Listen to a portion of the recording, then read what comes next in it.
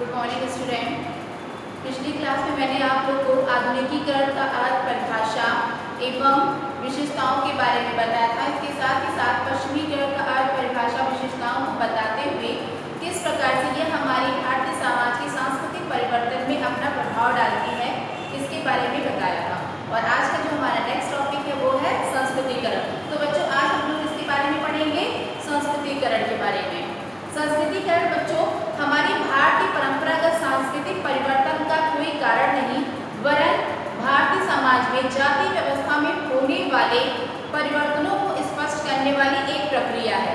ध्यान दीजिएगा बच्चों, संस्कृतिकरण भारतीय सांस्कृतिक परिवर्तन का कोई कारण नहीं है, वरन भारतीय समाज में जो जाति व्यवस्था बनी है, जैसे ब्राह्मण, क्षत्रिय, वैश्य, शूद्र, इन व्यवस्थाओं में परिवर्तन को स्पष्ट करने वाली एक प्रक्रिया है। यानी किस प्रकार से निम्न जातियां उच्च जातियों की कैटेगरी की एक्टिविटी को अपनाने लगी हैं और किस प्रकार से समाज में अपनी स्थिति में वो परिवर्तन करना शुरू कर चुकी हैं, इसको स्पष्ट करने वाली एकमात्र प्रक्रिया है। तो आइए बच्चों अपना टॉपिक शुरू करते हैं।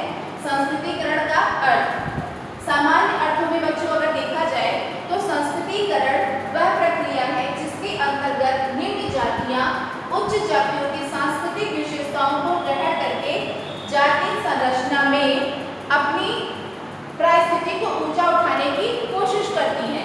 यानी बच्चों संस्कृतिकरण है एक प्रक्रिया ही, लेकिन उसमें क्या होता है कि जो निम्न जाति के लोग होते हैं, जिनका स्तर बहुत नीचा होता है समाज में, वो उच्च जातियों की तौर तरीकों यानी सांस्कृतिक क्रियाकलापों को अपनाने लगती हैं और उसके बाद समाज में अपनी स्थिति जो निम्न है उसको उच्च उठाने का प्रयत्न करने लगती हैं। तो इसी प्रक्रिया को हम संस्कृतिकरण कहते हैं। एम.एस. श्रीनिवास ने संस्कृतिकरण की परिभाषा देते हुए स्पष्ट किया है बच्चों कि संस्कृतिकरण वह प्रक्रिया है जिसके द्वारा कोई निम्न हिंदू जाति या जनजाति अपने से उच्च जाति की और साधारणतया द्विज जातियों के समान ही अपने कर्मकांडों, विचारों और जीवन शैली को बदलने लगती है। यही प्रक्रिया संस्कृतिकरण कहलाती है। यानी बच्चों कोई भी हिंदू जाति, चाहे वो निम्न है चाहे कोई जनजाति, अपने से उच्च जाति, यानी बच्चों उच्च जाति में एग्जाम्पल हम दे सकते हैं द्विज, जैसे ब्राह्मण जातियों की समान ही अपने कर्म कांडों और विचारों को अपनाने लगती है और उनके अनुसार ही वो अपना जीवन शैली ढालने लगती है।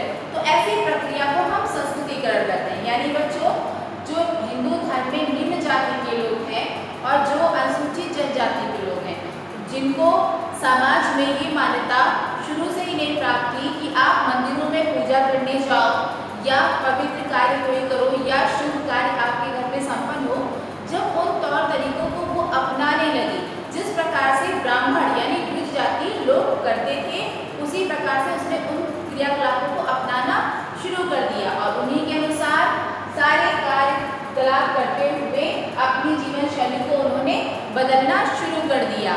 तो इसी प्रक्रिया को एम.एस. श्रीनिवास जी ने क्या कहा है, संस्कृतिकरण। एक बार फिर से देखते हैं बच्चों, संस्कृतिकरण वह प्रक्रिया है जिसके द्वारा निम्न जाति यानी वह निम्न हिंदू जाति एवं जनजाति अपने से उच्च जाति, यानी उच्च कौन सा बच्चों मैंने बताया था चार, जैसे सामान्य जाति, पिछड़ी जाति, अनुसूचित जाति, अनुसूचित जनजाति। तो यानी कह सकते हैं जब अनुसूचित जातियां और अनुसूचित जनजातियां अपने से उच्च वर्ण जैसे द्विज वर्ण, ब्राह्मण वर्ण की जो क्रियाकलापों को अपना करके उन्हीं के अनुसार सांस्कृतिक क्रियाकलाप करना शुरू कर देते हैं और अपने आप को समाज में ऐसा दिखाने लगते हैं कि हम भी उच्च जाति के हैं और हम भी उनकी तरह सारे कर्मकांड और क्रियाकलाप करते हैं। इसी प्रक्रिया को बच्चों एम.एस. श्रीनिवास ने संस्कृतिकरण कहा है। इसका उदाहरण बच्चों इस प्रकार समझ सकते हैं। एम.एस. श्रीनिवास जी ने दक्षिण भारत के पूर्व लोगों के बीच रहकर उनके सामाजिक और धार्मिक जीवन शैली का अध्ययन किया और उन्होंने पाया कि वहाँ के लोग जो अपना जीवन जीने का ढंग था, जैसे शराब, मदिरा, मांस इत्यादि पीना और कह सकते हैं बाल विवाह, इन सारे तौर तरीकों को छोड़कर उच्च वर्ण के यानी द्विज वर्ण के एक्टिविटी को अपनाना शुरू कर दिया, जनेऊ धारण करना शुरू कर दिया